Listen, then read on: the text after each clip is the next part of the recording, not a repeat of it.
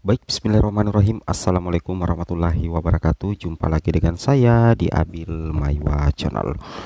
Jadi teman-teman, channel ini merupakan channel pendidikan, tempat kita berbagi tentang aplikasi pendidikan, Microsoft Office, serta tips dan triks komputer. Jadi pada video kali ini teman-teman ya, kembali lagi admin akan mencoba mengupdate informasi terbaru seputar perkembangan verbal ijazah dan P3K Guru Formasi tahun 2023. Pengumuman resmi ya di verbal ijazah untuk guru honorer, baik itu pelamar prioritas 1, pelamar prioritas 2, pelamar prioritas 3, dan pelamar prioritas 4. Wajib verbal ijazah ulang jika ini muncul.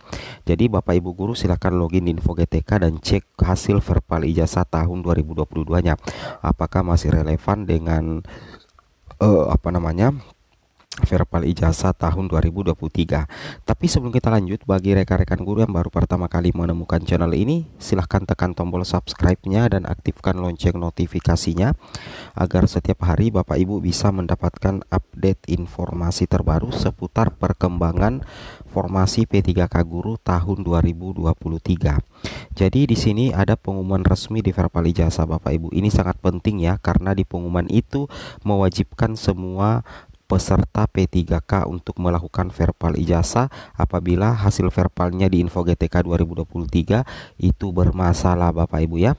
Oke, kita langsung saja ya to the point ke informasinya.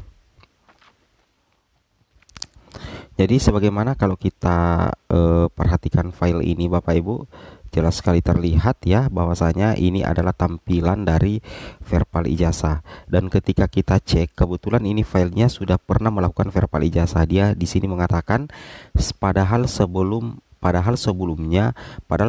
belum pernah verbal. Berarti ceritanya dia belum pernah verbal ya, maka kondisinya seperti ini. Kalau sebelumnya belum pernah verbal, berarti Bapak Ibu harus melakukan verbal ulang ya. Karena jangan sampai nantinya ketika pendaftaran P3K Guru 2023 sudah dimulai, Bapak Ibu tidak bisa melakukan resume karena hasil validasinya itu ada 3 yang berwarna merah. Di sini Bapak Ibu perhatikan hasil validasi, tanggal lahir tidak sesuai dengan nama di Dapodik, nomor ijazah tidak sama dengan data yang di entry, dan jenjang yang tidak terdeteksi. Jenjangnya tidak terdeteksi. Hal ini sangat penting Bapak Ibu. Kalau misalkan Bapak Ibu tidak melakukan verbal ijazah, maka saya pastikan Bapak Ibu tidak akan bisa mengikuti P3K Guru Formasi tahun 2023. Di sini sudah diumumkan ya. Di sini ada pengumuman resmi Bapak Ibu. Hasil pemadaman data Dapodik ya. Jadi hasil pencocokan ya.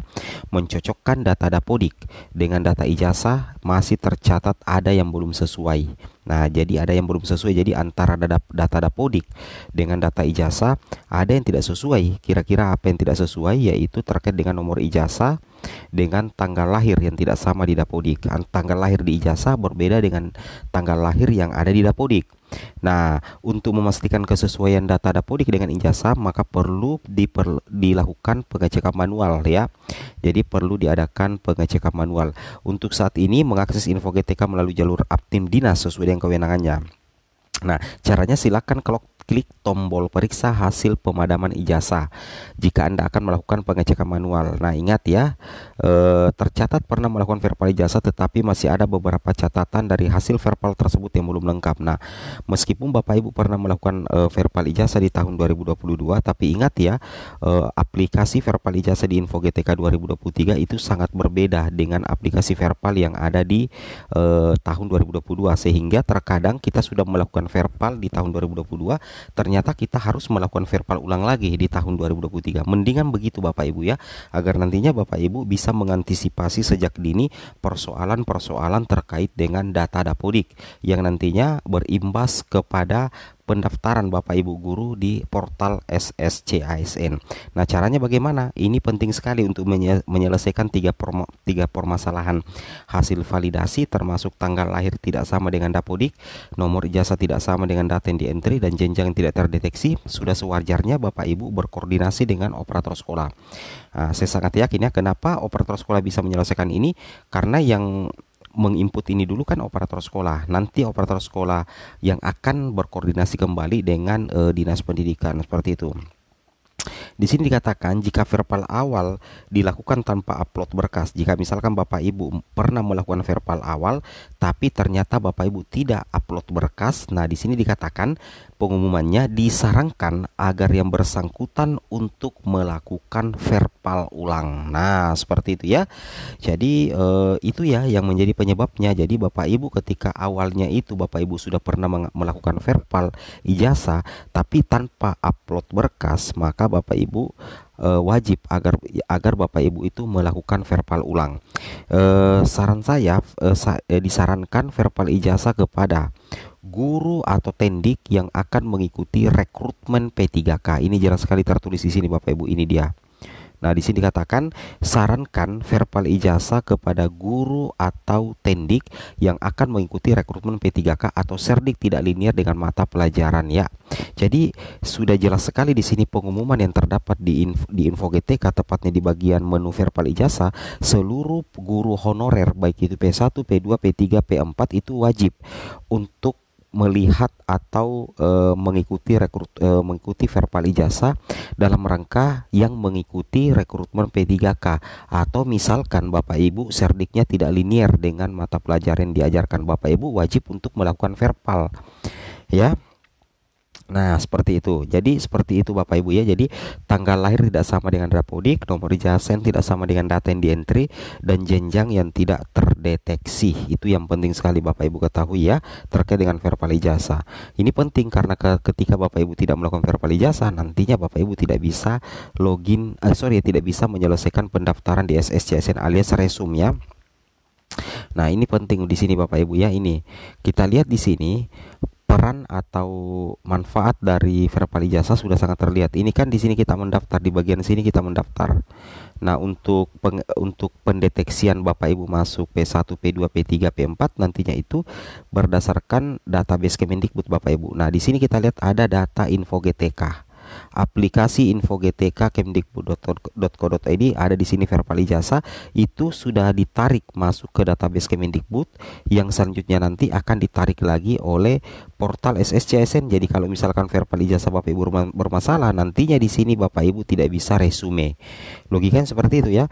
Nah, kemudian verbal ijazah itu terkait dengan 3 hal pokok yang menentukan apakah Bapak Ibu bisa mendaftar P3K atau tidak.